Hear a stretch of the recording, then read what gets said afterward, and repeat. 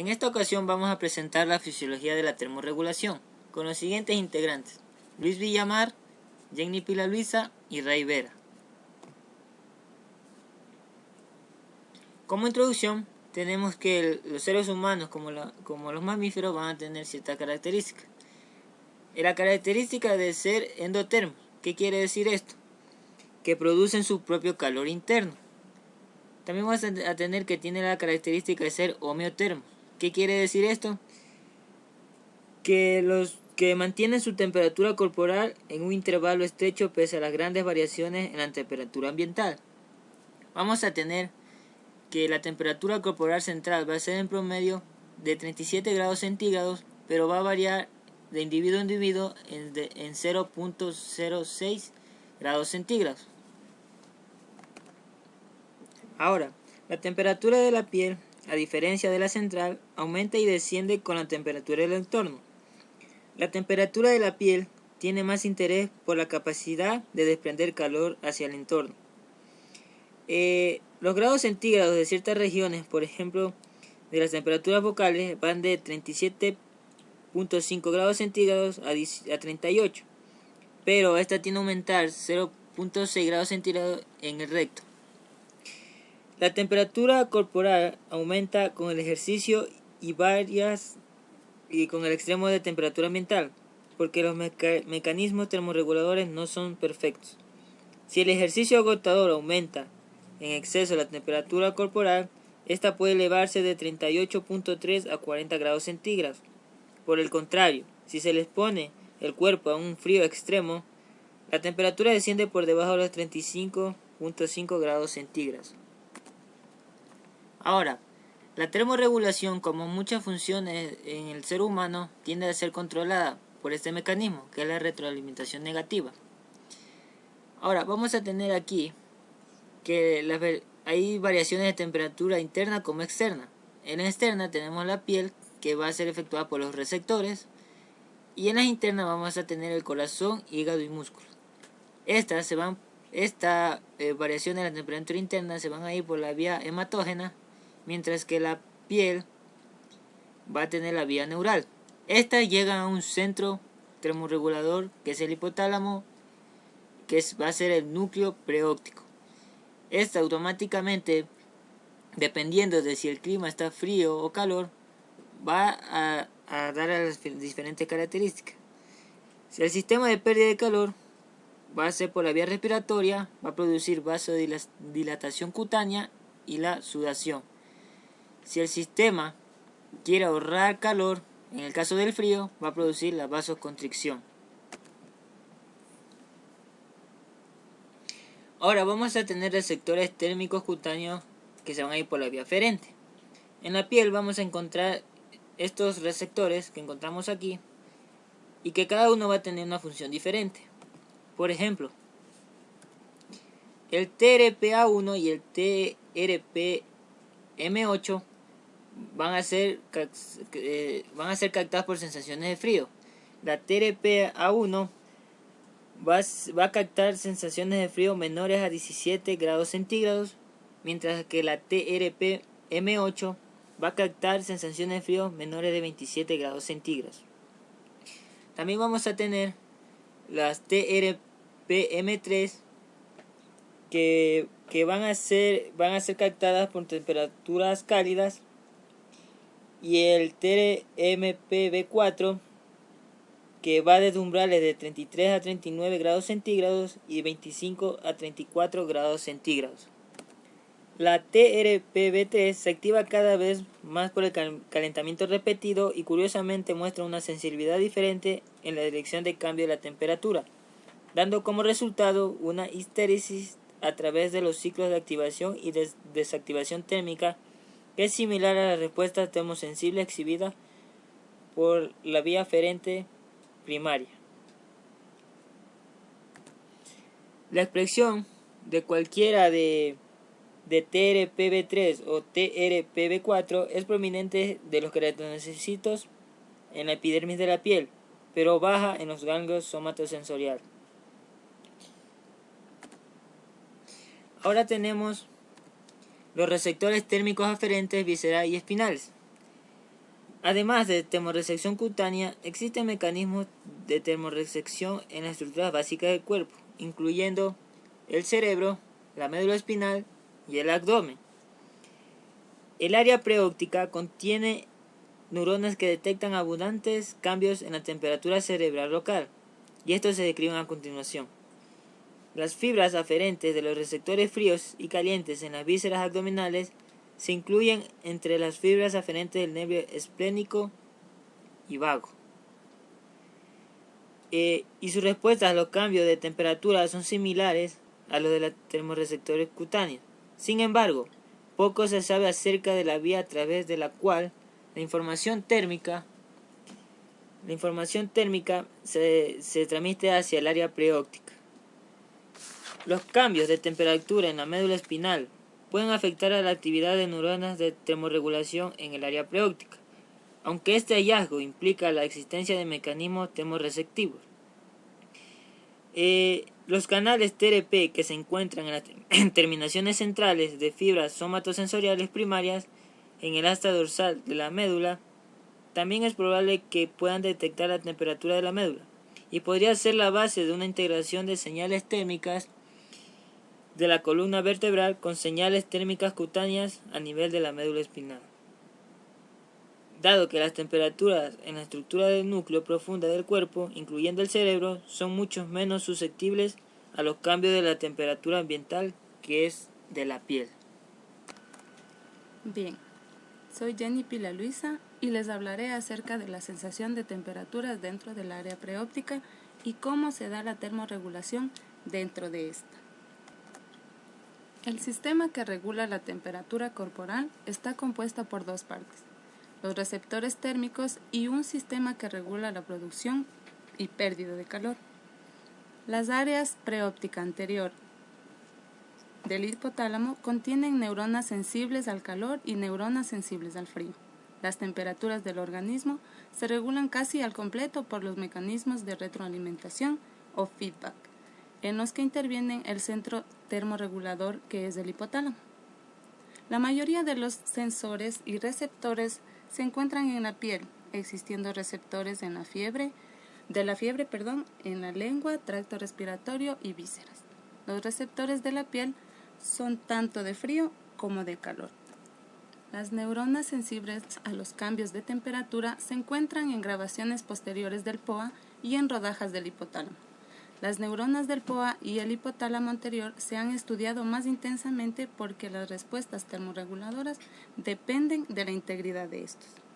El enfriamiento de la piel o la refrigeración directa del medio ambiente evoca termogénesis al POA.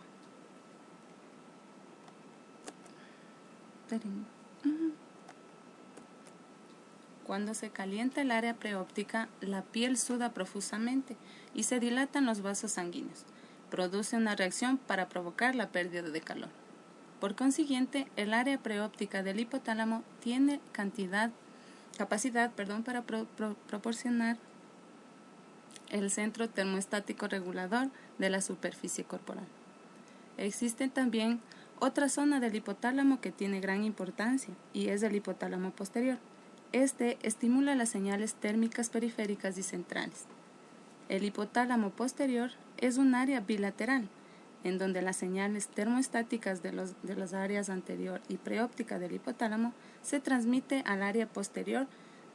Todas las señales se combinan para dar lugar a las reacciones de producción y pérdida de calor. Caminos para la termorregulación. En situaciones adversas, los mecanismos físicos que tienen lugar en el mecanismo para la termorregulación son: vasoconstricción cutánea. La vasoconstricción cutánea en todo el cuerpo es causada por la estimulación de los centros simpáticos de la parte posterior del hipotálamo. El flujo sanguíneo cutáneo trae calor metabólico a la superficie del cuerpo, donde está disponible para su transferencia al medio ambiente, particularmente de las regiones de la piel relativamente sin vello. El flujo de la sangre puede ser centralmente, es decir, el bajo flujo sanguíneo cutáneo durante la exposición al frío, o periféricamente, es decir, el elevado flujo sanguíneo cutáneo durante la exposición al calor. Ahora hablaremos de la termogénesis en el tejido adiposo marrón, o también llamado BAT. En respuesta al frío, a una caída de la temperatura corporal o a la presencia de citoquinas pirogénicas, se activa el sistema nervioso central y este a su vez estimula la termogénesis. El tejido adiposo marrón en la MTB es la función metabólica específica de este tejido y se lleva a cabo por la capacidad de generación de calor de un patrón al filtrar membranas mitocondriales de los adipocitos marrones facilitado por la proteína UPC1. El nivel de BAT, la liberación de norepinefrina y el receptor beta-3 adrenergésicos determinan el nivel de la termogénesis en BAT, regulando tanto la actividad de las lipasas que ofrecen las moléculas de combustible inmediatos para las mitocondrias. Ahora la termorregulación por temblado. El centro motor primario de la termogénesis tiritante está localizado en el hipotálamo posterior. El estrés por frío estimula y el calor inhibe a este centro nervioso. Cuando en respuesta al estrés por frío aumenta el tono muscular hasta un nivel crítico, comienza la tiritación, de manera que se incrementa la producción de calor unas 4 a 5 veces sobre la producción normal. La termogénesis tiritante consiste en la contracción involuntaria, sincrónica y rítmica de las unidades motoras de los músculos opuestos, y en consecuencia se evitan grandes movimientos y no se realiza trabajo extremo. Al no realizarse trabajo extremo, toda la energía liberada al tiritar aparece como calor. En resumen, el medio ambiente modifica la temperatura de la piel. Por otro lado, las infecciones activan el sistema inmune. Por ende, se va a desencadenar los mediadores pirotécnicos. A estos sumados la temperatura del cerebro, la temperatura de la médula espinal y la temperatura visceral, activarán el POA por vías aferentes y eferentes. El área preóptica desencadenará entonces la termogénesis por el BAT, termogénesis por vasoconstricción y por taquicardia. Estos estabilizarán la temperatura corporal. Continuando con la exposición, tendríamos a los pirógenos. Los pirógenos son sustancias que causan fiebre y pueden ser exógenos y endógenos. Los exógenos se originan fuera del organismo y generalmente son microorganismos producidos derivados de los mismos o toxinas secretadas por ellos. Actúan induciendo la producción de pirógenos endógenos mediante la estimulación de macrófagos o monocitos, como por ejemplo tenemos la endotoxina de los BGN, bacilos gram positivos, el ácido lipoteico y el péptido glicano de los gram positivos. Los pirógenos endógenos son polipéptidos producidos principalmente por monocitos y macrófagos. Estas sustancias entran en la sangre y estimulan el hipotálamo anterior, y como consecuencia se produce la elevación de la temperatura corporal. Esos polipéptidos se llaman citoquinas, y además son producidas también por otras células, como las células endoteliales, hepatocitos y células epiteliales. Las principales citoquinas son la IL-1, la IL-6 y el interferón. Los pirógenos también actúan liberando prostaglandinas por células epiteliales del hipotálamo que actúan elevando el nivel de regulación del hipotálamo. Y a su vez, mediante nervios eferentes de todo el sistema simpático, inicia las medidas necesarias para elevar la temperatura al nuevo nivel de regulación. A continuación presentaremos los diversos mecanismos de producción de fiebre. Los síntomas y signos relacionados con la fiebre van a ser el aumento de la temperatura, que provocará una respuesta generalizada. Van a ser cardiovasculares y neurológicos. Los cardiovasculares van a tener un aumento del gasto cardíaco, tendremos taquicardia, que se va a hacer el aumento del cabal cardíaco, los respiratorios, que van a ser la taquipnia, el aumento de la frecuencia respiratoria, la batipsia, que va a ser unas respiraciones más profundas, y los neurológicos se van a hacer la cefalea, el delirio y las convulsiones, sobre todo en niños pequeños. Siguiendo con los mecanismos tenemos otros que son osteomuscular, que van a ser atralgias, es decir, el dolor de las articulaciones, mialgias, el dolor muscular, renales, que van a ser la oliguria, hiperconcentración y la deshidratación. Metabólicos, van a ser el aumento del metabolismo, la gluconeogénesis y pérdida de masa muscular, y hematológicos, que van a ser la anemia, aumento de la BSG, es decir, velocidad de sedimentación globular, y la leucocitosis. Asimismo, como hay que como hay mecanismos que producen la fiebre, tenemos mecanismos que nos protegen de la misma. La fiebre funciona además como un mecanismo defensor del organismo. Disminuye el crecimiento de microorganismos que puedan habernos infectado, aumenta la actividad fagocítica y bacteriana de neutrófilos y los efectos citotóxicos de los linfocitos.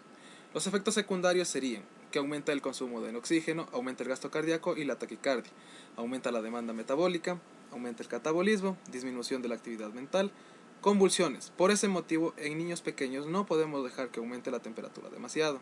La deshidratación por pérdida de agua, que se debe a la sudoración por la misma temperatura aumentada. Los periodos de la fiebre van a ser una fase de comienzo en la cual va a aumentar la producción de calor y disminuye la pérdida. Por lo tanto, termogénesis va a ser mayor que la termolisis. Va a haber una fase de estado en donde hay un equilibrio, pero hay una temperatura superior a lo normal. La termogénesis va a ser igual a la termolisis. La fase de declinación tiene lugar a la disminución de los pirógenos endógenos, que la termogénesis va a ser menor que la termolisis. Vamos a tener los tipos de fiebre. Según la intensidad, va a ser febrícula, menor de 37 grados centígrados, ligera, menor de 38 grados centígrados, moderada, de 38 a 39 grados centígrados, alta, 40 grados centígrados, y la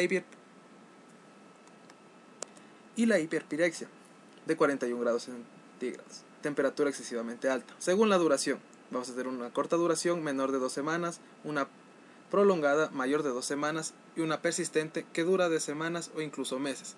Según la evolución, tenemos a tener que va a ser continua, fiebre que presenta oscilaciones diarias inferiores a 1 grado centígrado con poca fluctuación y siempre por encima de la normalidad.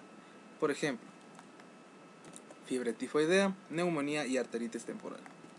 Vamos a tener la hipertermia, que es una elevación de la temperatura corporal por encima del punto de regulación del centro termorregulador debido a una insuficiente disipación del calor, es decir, no hay variación del termostato. El centro termorregulador se mantiene en el límite normal, no obstante, la temperatura corporal aumenta de forma incontrolada y sobrepasa los mecanismos compensadores de pérdida de calor. Los mecanismos de eliminación de calor están anulados, por lo tanto la termogénesis va a ser mayor que la termolisis.